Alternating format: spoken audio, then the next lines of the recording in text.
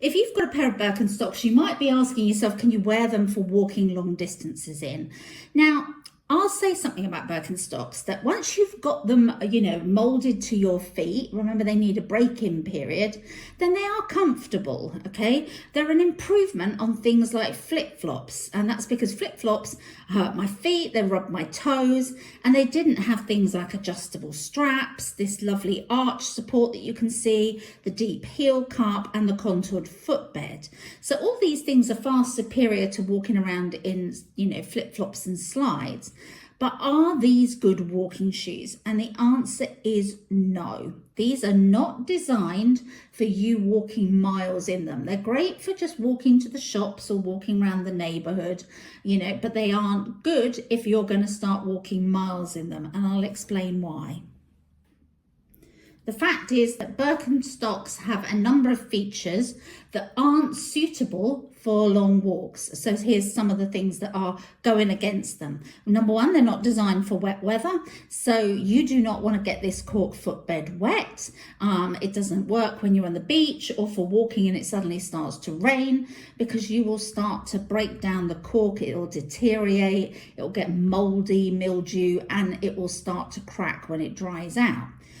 They don't work in the extreme heat either. So if it's too hot, the same thing, the cork footbed starts to dry out and the sides dry out and you'll get cracking as well. The biggest problem though that I find is they do not have sufficient cushioning. If you look at these shoes, there's no cushioning in them whatsoever. They are hard. Okay, so even though you may mold them to your feet, they aren't something that, your feet sink into, and while they're supported, they aren't as comfortable as they could be if you're walking a long distance.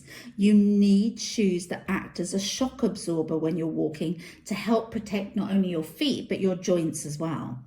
There's some other issues, the traction. Now it does have some traction, as you can see on the bottom of these, but it isn't sufficient. You need better traction if you're walking around long distances, especially if you're on uneven ground or anywhere where it's slippery. Also, they have no ankle support. There is a supportive bit here that goes over the top of your foot, but it isn't supporting your ankle, which is what you need. Plus, finally, they make your feet lazy, okay? What starts to happen is as you start to wear these, your feet can start to splay out and it starts to create a problem with your feet. So you really need to be sticking with better shoes if you are walking that long distance. I know that some people will also say, well, can I wear these Birkenstocks for Disneyland? And the answer is still no, okay? If you're at Disney or one of these big theme parks, you're walking miles a day. I think the average around Disney is up to 10 miles a day. That's a long period of walking.